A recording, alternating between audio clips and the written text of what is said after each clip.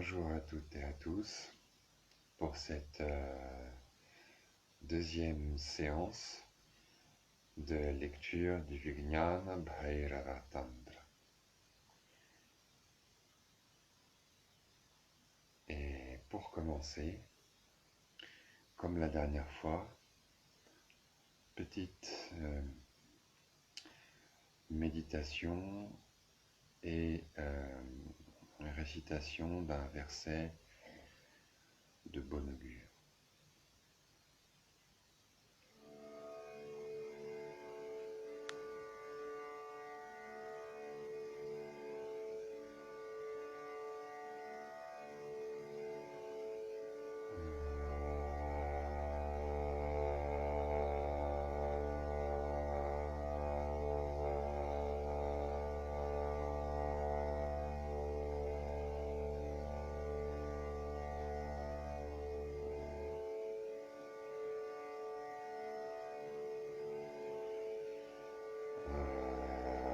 Nastamita bharupastedyasam tamasam api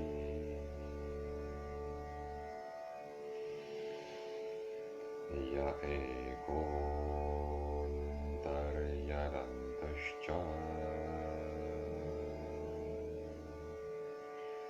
tejan sichatamam sicha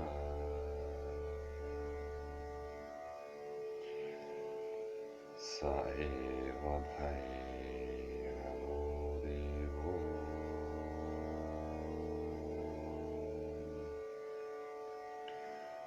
jagadharanakshanaha.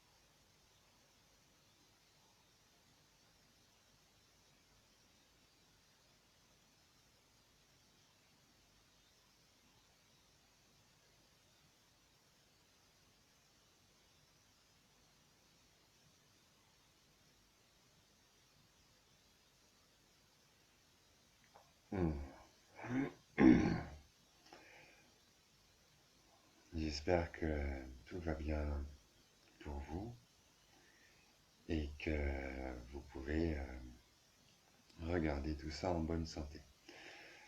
Alors, la dernière fois, j'avais introduit ce que c'est que le tantra en général, avec ses deux branches, la voie des mantras extérieurs, c'est-à-dire la voie des cérémonies, des rituels, et la voie du yoga, qui est une forme de pratique rituelle intérieure. Et le point commun à ces deux voies, c'est le mantra. Ensuite, j'avais brièvement présenté le contexte de ce tantra. Je vous rappelle que je me base sur ma traduction parue chez Almora. Et j'avais parlé du cadre du tantra qui est un dialogue entre Shiva et Shakti.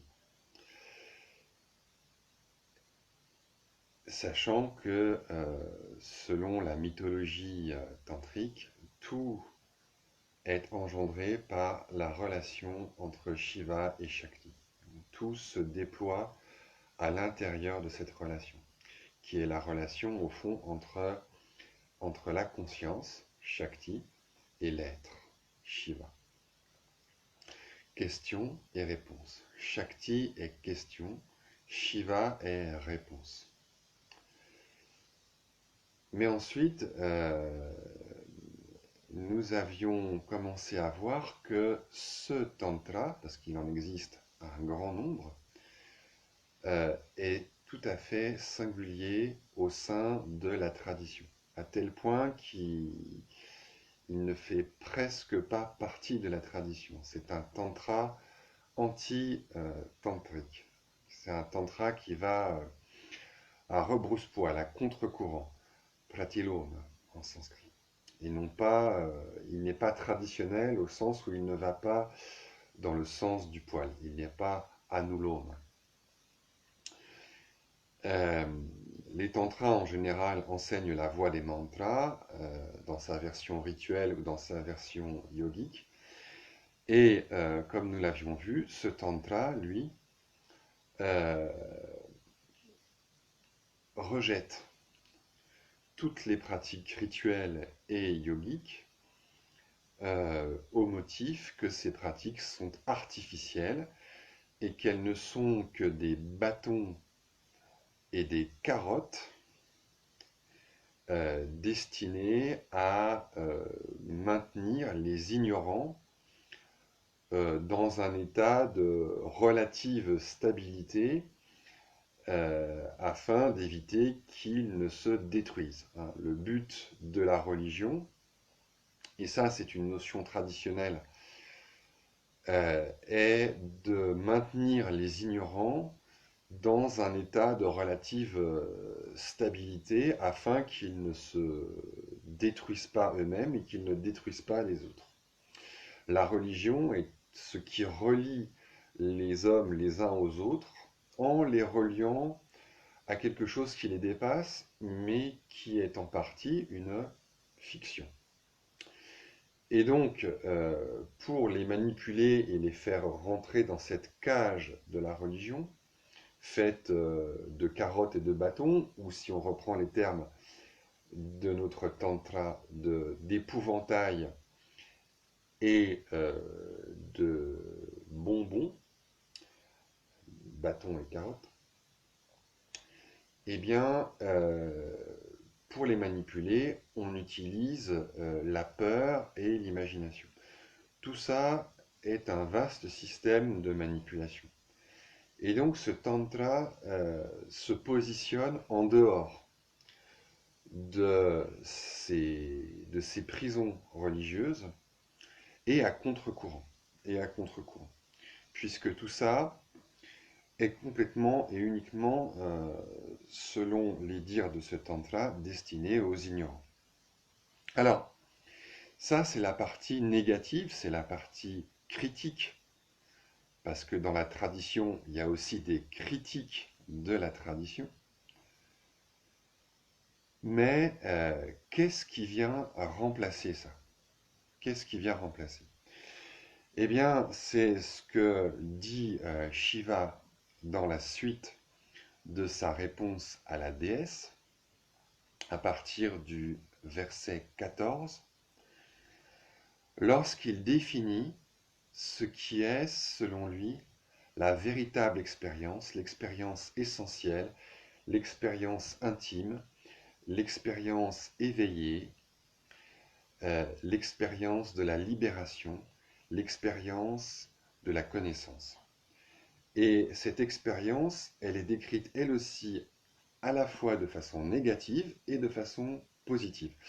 D'abord, elle est décrite de façon négative dans le verset 14, que je vais maintenant vous lire en sanskrit.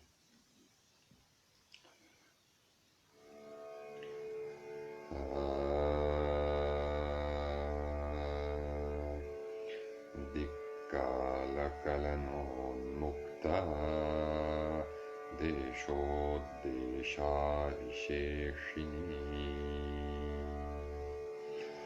Vyapadishtum shakya sau akatya paramarthataha. Donc, l'expérience essentielle, qui n'est autre que la déesse, puisqu'en fait, la déesse, qui est la conscience, interroge Shiva, qui est l'être, sur elle-même. Sur elle-même. Parce qu'un tantra, c'est la conscience en train de s'éveiller. C'est la conscience en train de s'éveiller. Et c'est pour ça que la déesse est en train d'interroger le dieu. C'est-à-dire qu'en fait, elle est en train de s'interroger sur elle-même. Elle est en train de retourner son attention vers elle-même. Et donc, cette expérience essentielle qui est la déesse, qui est l'expérience de la conscience éveillée, elle est Dikkala Kalanon Mukta. Elle est affranchie des mesures spatiales et temporelles. Elle ne dépend pas du lieu et du moment. Desho Desha Visheshini. Avisheshini. Elle ne peut pas être pointée, littéralement différenciée, en l'indiquant et en la pointant. Uddesha, on ne peut pas dire, voilà, c'est par là. On ne peut pas la pointer du doigt. C'est ça que littéralement ça veut dire. Uddesha, c'est le fait d'indiquer un lieu. On ne peut pas indiquer le lieu où se trouve la conscience, qui n'est ni dépendante du lieu, ni dépendante du moment.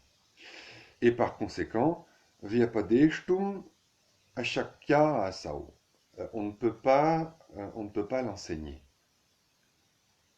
Cette expérience qui est l'éveil, qui est l'expérience de la conscience éveillée, ne peut pas s'enseigner, ne peut pas être enseignée.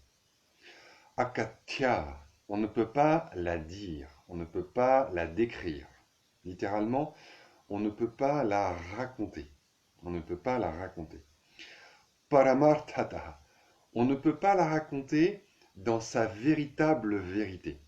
On peut en dire quelque chose, on peut en parler, on peut dire la conscience est ceci, la conscience est cela, ça c'est l'absolu. On peut en parler à l'infini, mais on ne peut pas la dire dans sa vérité. Paramarthataha. On peut seulement en parler, comme on peut parler de n'importe quoi, mais quand on en parle, on ne peut pas la dire, on ne peut pas l'exprimer. Et par conséquent, on ne peut pas l'enseigner. Donc tout ça, c'est la partie négative, qui décrit négativement cette expérience. Ensuite, le verset 15. Antah swanudhavananda vikalpon muktagochara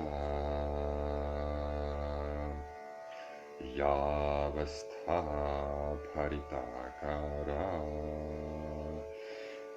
bhairavi bhairavat manaha. Donc ça fait un verset et demi. C'est le 15 et le 16a. Et là-dedans, Shiva, le dieu, nous donne une description plus positive.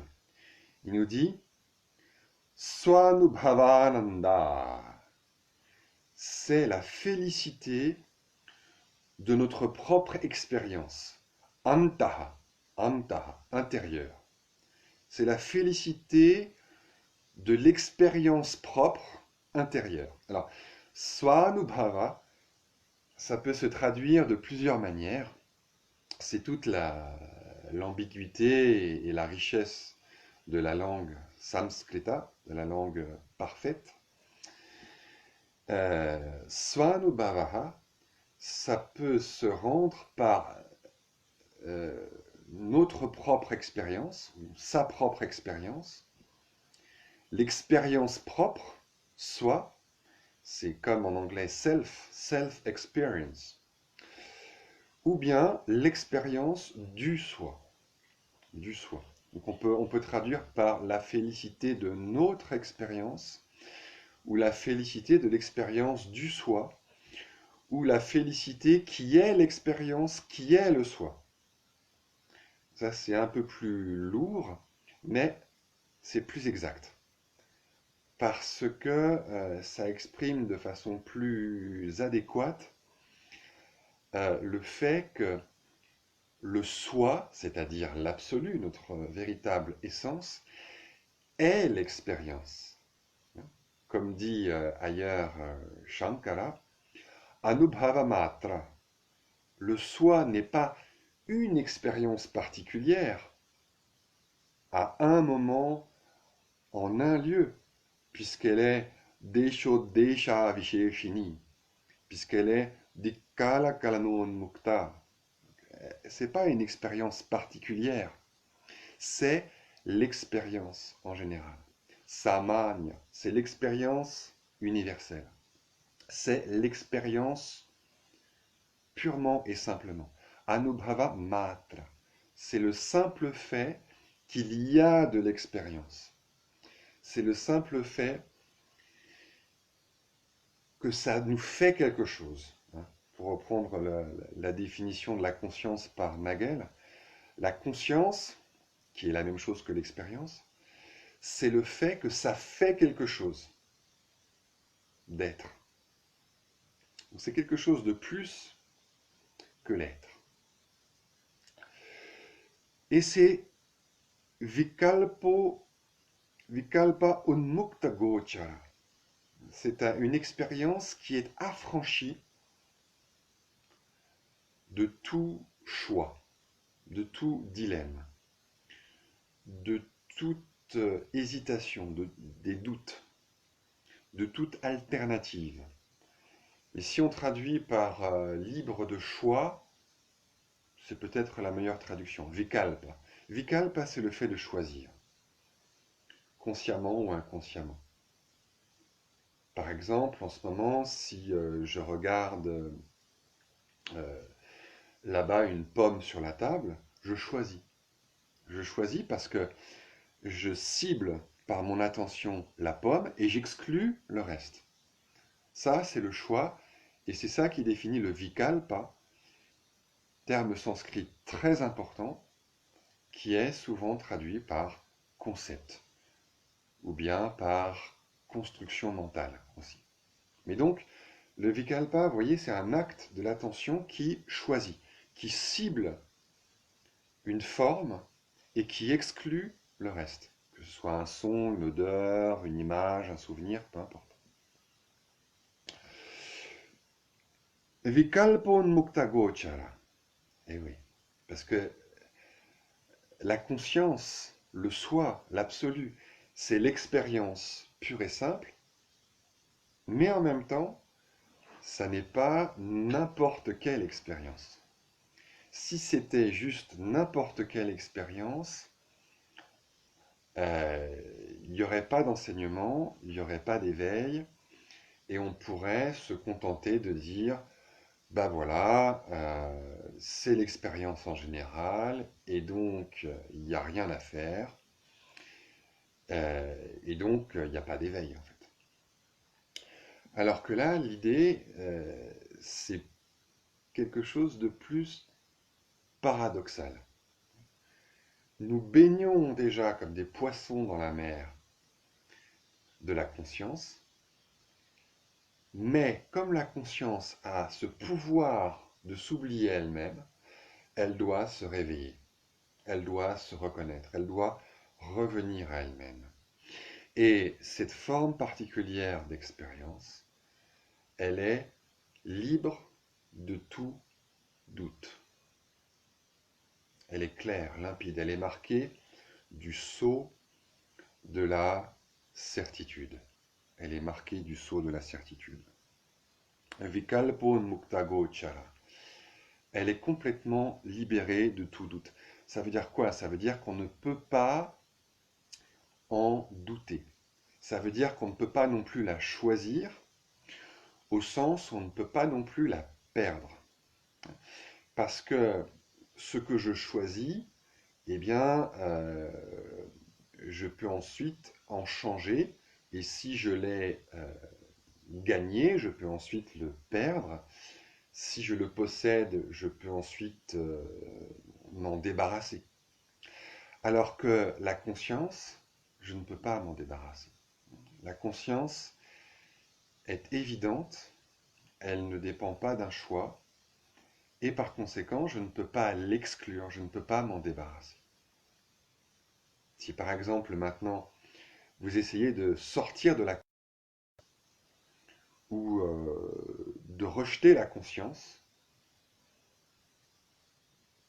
eh bien vous allez voir que c'est pas possible. C'est pas possible. Je peux me débarrasser de cette pomme sur la table, je peux fermer les yeux, je peux penser à autre chose, je peux quitter l'expérience de la pomme, je peux quitter la pomme. Je peux l'oublier, je vais l'oublier. En revanche, je ne peux pas véritablement sortir de la conscience. Mais alors vous me direz, comment est-il possible que la conscience s'oublie? Eh bien ça fait partie de ces pouvoirs mystérieux de la conscience que la tradition désigne par le mot de Maya, la magie. La magie. C'est le pouvoir de se tromper, de tromper les autres, sciemment. Yavastha Bharitakara, elle est cet état de plénitude, Bharita,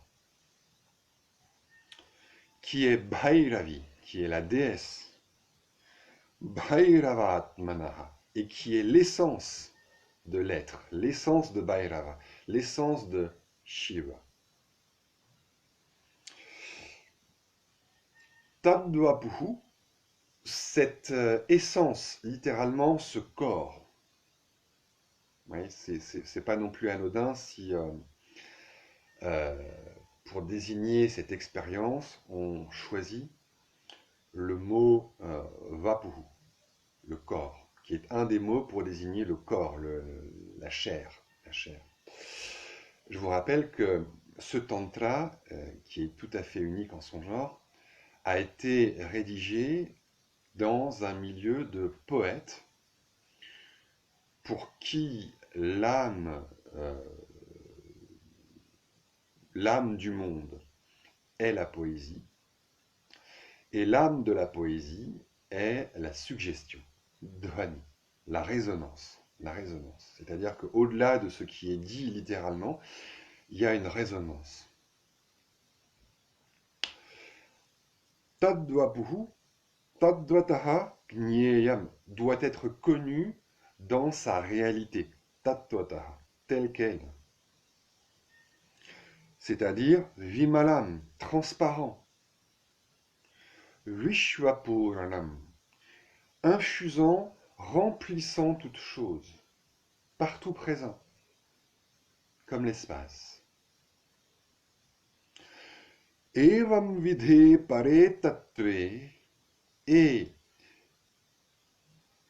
étant donné cette réalité transcendante, kah pujyaha kascha tripyati, qui devrait-on donc adorer? Pujyaha, celui qui doit être adoré. C'est le même mot que puja. Kascha tripyati, et qui en tirerait satisfaction, qui en serait satisfait? Parce que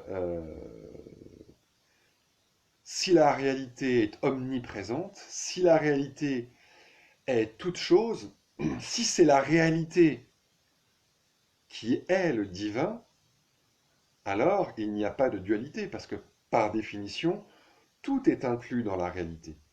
Tout est inclus dans le tout. Sinon, ça n'est pas le tout. Et donc, il n'y a pas ici de séparation entre celui qui adore et ce qui est adoré. Et par conséquent, il pose une question, le dieu Shiva, il demande, mais si le divin est la réalité, alors y a-t-il encore place pour un culte, pour une adoration, pour des prières, pour des hymnes, pour une religion? Si tout est Dieu, si tout est Dieu, il n'y a plus de séparation entre le créateur et la créature, et par conséquent, il ne peut plus y avoir de relation d'adoration, et par conséquent, le fondement même de la religion euh, disparaît. Et donc la religion disparaît, elle s'effondre. Evam vidha bhairavasya yavastha parigiyate. C'est cela, c'est cet état de félicité intime, c'est la conscience au-delà de tout doute, c'est cette conscience évidente, autrement dit, que l'on célèbre en vérité dans les tantras, dans les religions, comme étant Dieu, Bhairavasya. C'est ça l'état même de Dieu, c'est-à-dire la déité, ce qui fait que Dieu est Dieu, que la déesse est déesse. C'est cette présence, c'est cette conscience, c'est cette lumière dans laquelle tout apparaît, tout disparaît. C'est cet espace dans lequel tout apparaît et tout disparaît. C'est cela, nous dit Shiva ici, qui est le divin véritable, et non pas ce qu'on enseigne dans les religions comme étant une entité avec des attributs simplement transcendants. Il est vrai que la conscience est transcendante, il est vrai que la conscience est sublime, infinie, lumineuse, que rien ne peut l'enfermer, que rien ne peut la découper, que rien ne peut la délimiter, que rien ne peut la stopper ni l'interrompre. Mais, pour autant, la conscience est partout présente. La conscience est intime. Quoi de plus immédiat, quoi de plus proche que la conscience? Et quoi de plus évident que la conscience? Car tout est connu par la conscience. La conscience, c'est cela qui connaît, c'est cela qui voit, c'est cela qui entend, c'est cela qui sent, qui goûte, c'est cela qui ressent, qui juge, qui pense, qui désire. C'est ça la conscience. Et par conséquent, la conscience est à la fois transcendante et en même temps, elle est ce qu'il y a de plus proche. À la fois le loin, le lointain, et le proche. C'est le loin proche dont parlait Marguerite Porete. Sa-para, c'est elle, la vraie déesse transcendante. Vous savez, dans le Trika, la tradition dans laquelle s'inscrit ce tantra, s'appelle le Trika, la triade. Pourquoi? Parce qu'il y a 3 déesses principales dans son panthéon. Et la déesse la plus importante, c'est la déesse suprême. Et cette déesse suprême, elle est suprême pourquoi? Parce que elle n'est pas construite, elle n'est pas faite de différentes parties. Vous vous rappelez la question posée par la déesse? Au début, elle disait, mais si la déesse, ce sont ces mantras et ces formes que l'on visualise dans les rituels, alors cette déesse ne peut pas être transcendante, parce que ces formes et ces mantras sont composés, sont fabriqués, sont artificiels, sont compliqués. Si la déesse est vraiment transcendante, alors elle doit être absolument simple. Eh bien, le Dieu a répondu à la question. Il suggère ce qui est absolument simple. Et ce qui est absolument simple, c'est cette lumière, cette ouverture dans laquelle se fait jour toute la complexité des choses. Et cette lumière, elle est simple. Elle n'a pas de surface, pas de profondeur, pas d'apparence, pas de réalité. Elle est tout entière ce qu'elle est, d'un seul coup. Sa Para, c'est elle la déesse suprême. Pararupena Paradevi Prakirtita. Et dans sa forme, euh, alors, dans sa forme la plus proche, la plus intime, elle est nommée Para, transcendante.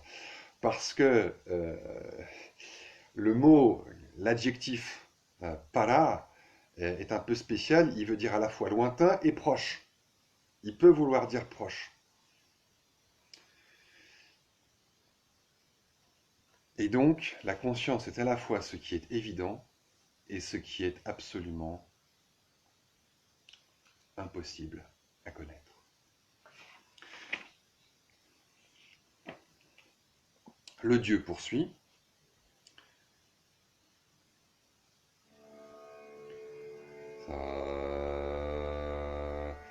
Shakti Shakti Mato Yadvata Pedah Sarvada Sthitaha Atastadharma Dharmitvat Parashakti Paratmanaha Navahner Dahika Shakti Vyatirikta Vibhavyate Kevalam Jnana Sattayam Prarambhoyam Praveshane.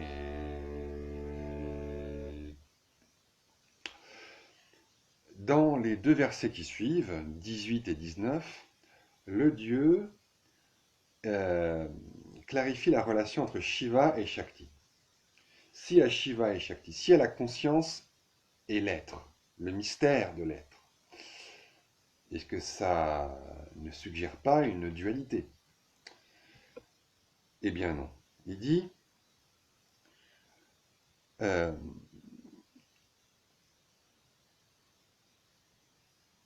l'être et ses pouvoirs, ou son pouvoir, Shakti, sont toujours identiques. Abheda, littéralement, il y a toujours non-différence entre les pouvoirs et celui qui possède ces pouvoirs. C'est la manière sanscrite de s'exprimer qui est particulière. Ataha, par conséquent, tad dharma dharmitvat, parce que le fait d'avoir cette propriété est celui qui, ou est ce qui a cette propriété. Bon, je vous concède, c'est un petit peu bizarre comme façon de s'exprimer, c'est un peu technique, mais ça a le mérite d'être précis. Parashaktihi paratmanaha. Le pouvoir suprême, l'énergie suprême, appartient au soi suprême. Donc l'énergie suprême, c'est-à-dire la conscience, et le soi suprême, c'est-à-dire l'être, Shiva. Et pour illustrer, ça paraît peut-être un peu abstrait, le Dieu prend comme exemple le feu. Vous savez tous, le feu, nous avons tous vu, senti le feu. Na bahnir dahika shaktihi vyatirikta vibhavyate. On ne peut pas percevoir le pouvoir de brûler séparément du feu. Qu'est-ce que ça veut dire? Ça veut dire simplement que on connaît une chose par les effets que produit cette chose. Par exemple, le feu. Vous prenez le feu. Eh bien, qu'est-ce que c'est que le feu, si ce n'est l'ensemble de ses pouvoirs? Le pouvoir de brûler, le pouvoir de chauffer, le pouvoir de sécher, le pouvoir d'éclairer. L'ensemble de ces pouvoirs constitue le feu. Autrement dit, le feu n'est rien d'autre que la somme de ses propriétés ou de ses pouvoirs ou des effets qu'il produit. Une chose, en général, une chose, n'est que l'ensemble des effets qu'elle produit. Ça veut dire que si on fait abstraction de tous ces pouvoirs, il ne reste rien. Et là, on peut refaire la fameuse expérience de pensée proposée par le philosophe Berkeley avec, avec une cerise, si ma mémoire est bonne. Mais on peut la faire avec un oignon, ça marche mieux. Vous prenez un oignon, vous enlevez la forme de l'oignon, faites abstraction. Vous enlevez la couleur de l'oignon, les couleurs de l'oignon. Vous enlevez la forme, vous enlevez les couleurs, vous enlevez l'odeur de l'oignon, vous enlevez la saveur de l'oignon, vous enlevez la texture de l'oignon, vous enlevez le poids de l'oignon, vous enlevez l'odeur, les parfums de l'oignon. Bref, vous enlevez toutes les perceptions de l'oignon, qui sont différents aspects de l'oignon. Que reste-t-il? Reste rien. Il n'y a plus d'oignon. L'oignon n'est que l'ensemble des manières dont il affecte mon être, mon corps. Donc, pour connaître une chose, il faut connaître les effets qu'elle produit, c'est-à-dire ses pouvoirs, c'est-à-dire ses Shakti. Donc, pour connaître Shiva, pour connaître l'être, pour connaître l'absolu, la seule et unique manière, c'est de connaître ses pouvoirs, de connaître les effets qu'il produit. Donc, c'est l'expérience. Kevalam gnana sattayam prarambhoyam praveshane. C'est seulement pour des raisons pédagogiques que l'on distingue entre Shiva et Shakti, que l'on distingue entre une chose et les propriétés de cette chose, que l'on distingue entre le feu et les pouvoirs du feu, que l'on distingue entre l'être et les pouvoirs de l'être. Mais en réalité, l'être n'est rien d'autre que la somme de ses pouvoirs, que ses Shakti, sachant que toutes ces Shakti, infinies, innombrables, sont toutes englobées dans une seule et unique Shakti, un seul et unique pouvoir qui est le pouvoir que l'on désigne par le mot de conscience. Chit Shakti. Ou bien expérience, Anubhava. Et donc, autrement dit, toutes nos expériences sont des Shakti. Toutes nos expériences sont des expériences de l'être, sont des Shakti de Shiva. Sauf que, comme je disais tout à l'heure, ordinairement, nous ne faisons l'expérience que des Shakti fragmentés, incomplètes, pauvres. Nous sommes, dit Kshe Maharaja, nous sommes pauvres en Shakti. Nous sommes affligés par Shakti Daridriya, par un manque de Shakti. Notre conscience est endormie, elle est contractée, elle est fragmentée, elle est asséchée, elle est solidifiée, pétrifiée. Kshe Maharaja dit, elle est cristallisée. Toutes nos expériences sont des Shaktis de Shiva, mais ce sont des Shaktis fragmentés, durcis, comme de la lave qui s'est pétrifiée. Et donc, nous faisons l'expérience de l'être, parce qu'il n'y a que l'expérience de l'être. Mais nous en faisons des expériences fragmentées, contracté, diminué, atomisé. Vous voyez? En ce moment, on parle beaucoup de l'atomisation de la société, la disparition du tissu ou du lien social. Il n'y aurait plus que des individus seuls, des atomes. Une société ultra-individualiste, atomisée. Eh bien, notre expérience ressemble à cela.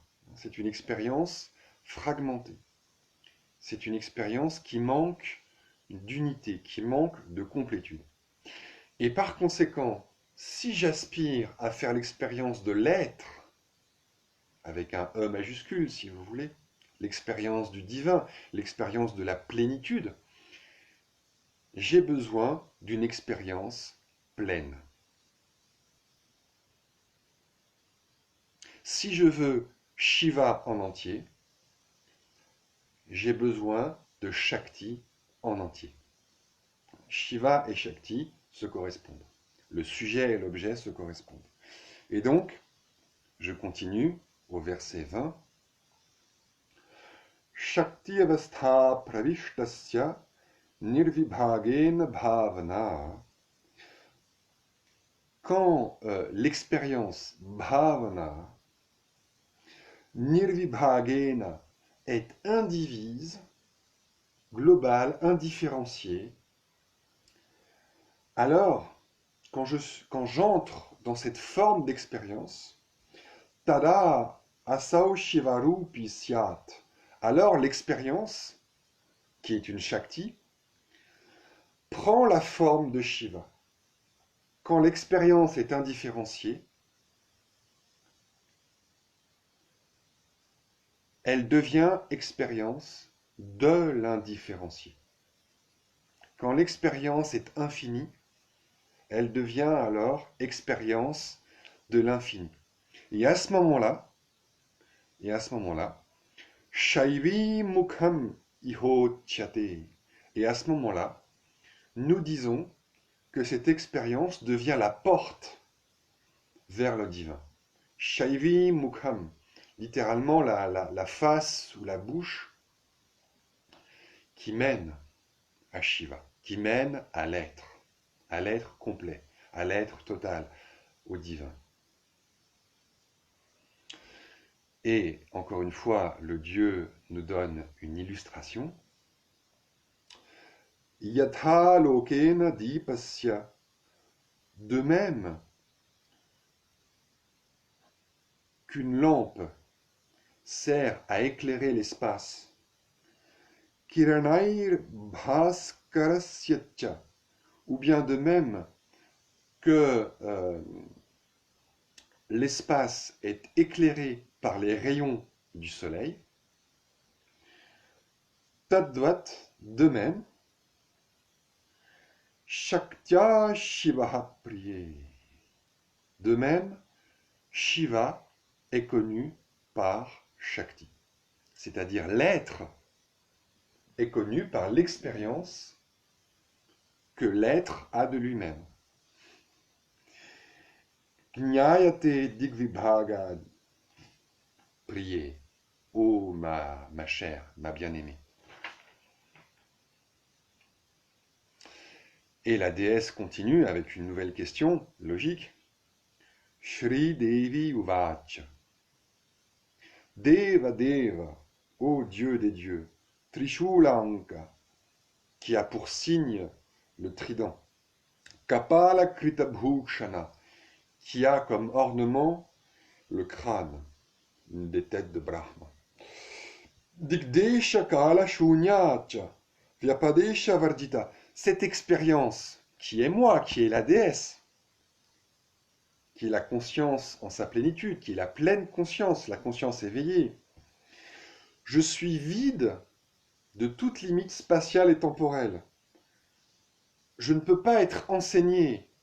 Vyapadesha Vivardita. Je ne peux pas être enseigné. Yavasta Bharitakara, cet état de plénitude. Bhairavasya palabhyate. Kairupaya.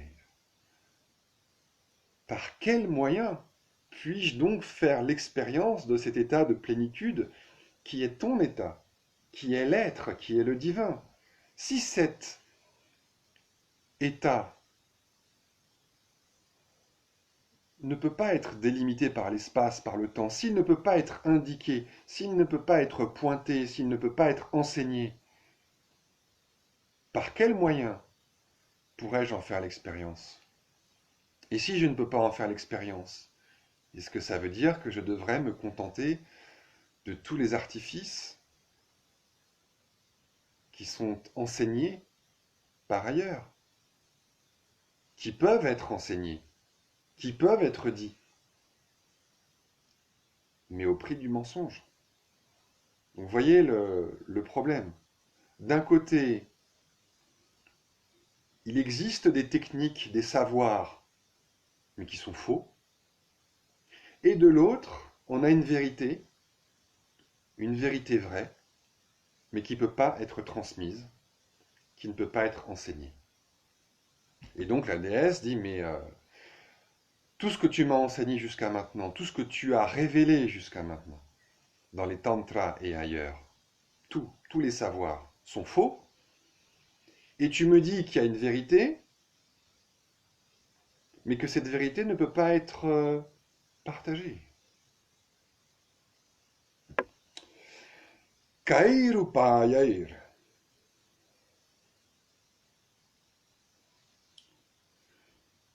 Mukham tasya paradevi katham bhavet. Par quel moyen peut-on accéder à cette déesse transcendante, à cette pleine conscience, à cette conscience éveillée, Paradevi, la déesse suprême, qui est la déesse elle-même qui pose la question, puisque la déesse personnifie la conscience en train de s'interroger, en train de s'éveiller. Yatha samyak aham vedmi, de façon à ce que j'en ai le cœur net, littéralement de façon à ce que je le sache complètement, entièrement, vraiment. Tatha me bruhi bhairava. Dis-le-moi ainsi. Réponds-moi de façon à ce que j'en ai le cœur net. Une bonne fois pour toutes. Et c'est là que le Dieu répond,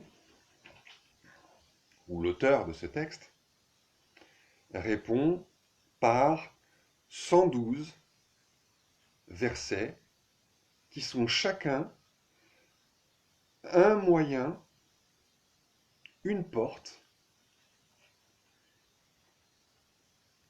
qui permet d'accéder à la conscience éveillée, c'est-à-dire à la conscience de l'être en sa plénitude, au-delà de toute limite, au-delà de toute mesure. Alors pour finir cette séance, j'aimerais rappeler 2 ou 3 choses sur ces 112. Premièrement, il n'y en a pas que 112, il y en a plein d'autres. Deuxièmement, ces 112 moyens ne sont pas 112 moyens différents, puisque je vous rappelle qu'il s'agit d'une compilation ou d'une collection. C'est-à-dire que l'auteur de ce texte, en fait, a rassemblé des techniques, des instructions, des enseignements d'éveil qu'il a été récolté dans toutes les traditions de son temps. Et il les a mis ensemble, sans se soucier de cohérence. Sans se soucier de cohérence. Il y a des trucs bouddhistes, il y a des trucs qui disent qu'il y a le soi, d'autres qui disent qu'il n'y a pas de soi. Il ne s'est pas soucié de cohérence. Il s'est soucié uniquement, on pourrait dire, d'efficacité. C'est une approche pragmatique. Pragmatique. Il s'est dit, je collectionne et je prends ce qui marche. Ce qui est vrai, c'est ce qui marche. Et donc, Quand on lit ça, on peut être perplexe parce que notre esprit a besoin d'ordre et de cohérence. Alors du coup, il y a plusieurs auteurs, plusieurs interprètes dans la tradition qui ont cherché à trouver une cohérence, à trouver des règles sous-jacentes. Tout ce qu'on peut dire, c'est trois choses. Premièrement, l'auteur a très vaguement regroupé ces versets par thème. On va voir que parfois il y en a plusieurs qui se suivent sur la respiration, sur le vide ou sur l'espace. Parfois aussi, il y en a qui ont l'air de se compléter les uns les autres. Il y en a qui font presque quelque chose comme une séquence de plusieurs versets, une séquence pratique. Mais il n'y a pas véritablement d'organisation. Deuxièmement, il y a un auteur qui a proposé un schéma d'organisation qui a eu une influence énorme. Et ce maître de la tradition, c'est Abhinavagupta, qui a vécu vers l'an 1000. C'est le plus célèbre maître du shivaïsme du Cachemire. Et lui, il a proposé un schéma qui permet d'organiser tout ça, de structurer. Ce schéma est très intéressant, mais il a un défaut, il est très compliqué. Il a proposé de tout regrouper en quatre sortes de moyens. Il y a tout d'abord les moyens dits individuels. En gros, c'est toutes les pratiques, 99% des pratiques. C'est toutes les pratiques qui utilisent une technique ou qui utilisent un moyen. Le souffle, un rituel, un mantra, une posture, tout ce qu'on veut. Ensuite, il y a utiliser comme moyen la connaissance. C'est la philosophie. C'est un peu comme dans ce qu'on appelle aujourd'hui les satsangs, on discute et on essaye de pointer la conscience et on essaye d'induire un éveil. Troisièmement, il y a l'être comme moyen. C'est la conscience comme moyen pour éveiller la conscience. Et enfin, quatrièmement, il y a le fait qu'il n'y a pas de moyen.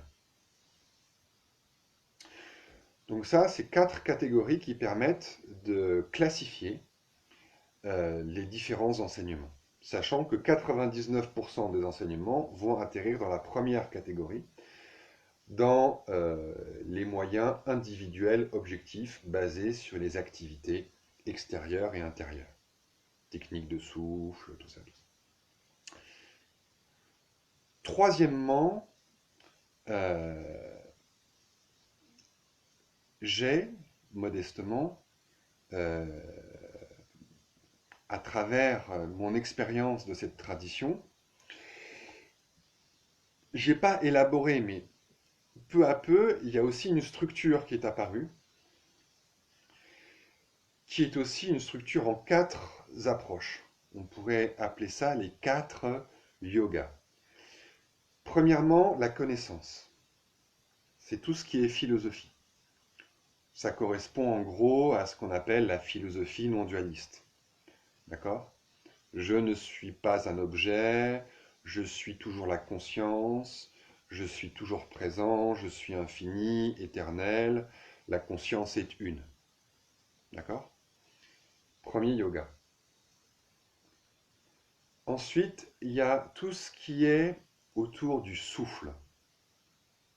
Donc ça, c'est plus incarné. Tout ce qui est autour du souffle, du temps, du devenir,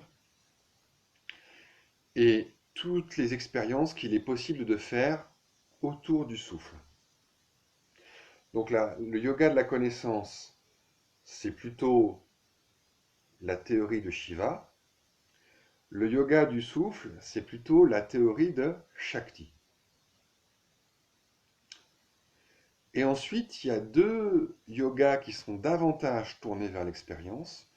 D'une part, le yoga de l'espace et du silence, dans lequel l'aspect de Shiva prédomine.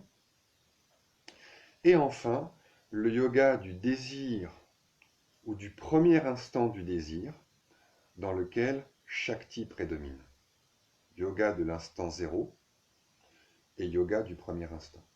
Shiva, Shakti. Donc ça se répète. Shiva théorique, Shakti théorique. Shiva pratique, Shakti pratique. Théorie, pratique. Connaissance, souffle, espace, désir. Shiva, Shiva, Shakti, Shakti. Bon, voilà, c'est juste un schéma, mais qui sera davantage élaboré dans un livre qui, je l'espère, va paraître au mois de mai, toujours aux éditions Almora, qui va développer davantage ces 4 approches et qui va les illustrer par tout un tas d'exemples de textes de la tradition. Voilà, je crois que maintenant on a fini l'introduction et nous sommes prêts à commencer notre lecture de tous ces moyens, de toutes ces approches, de toutes ces portes. Il y en a bien plus que 112 en réalité, il y en a plusieurs centaines, qui sont à chaque fois des moyens d'éveiller la conscience. Des moyens d'éveiller la conscience. Certains, vous verrez, s'appuient sur des yogas qui existent, donc ressemblent davantage à des pratiques spirituelles, et d'autres ne s'appuient sur aucun moyen religieux ou spirituel. Voilà, donc je vous propose de commencer ça lors de la prochaine séance. Et pour finir celle-ci, je vais juste rester quelques instants en silence, tranquille.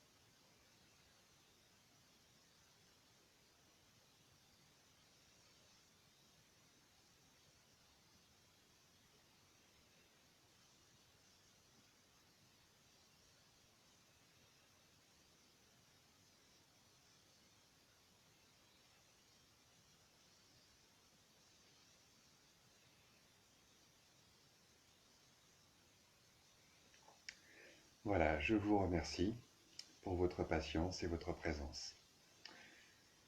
Bonne continuation à tous et à toutes.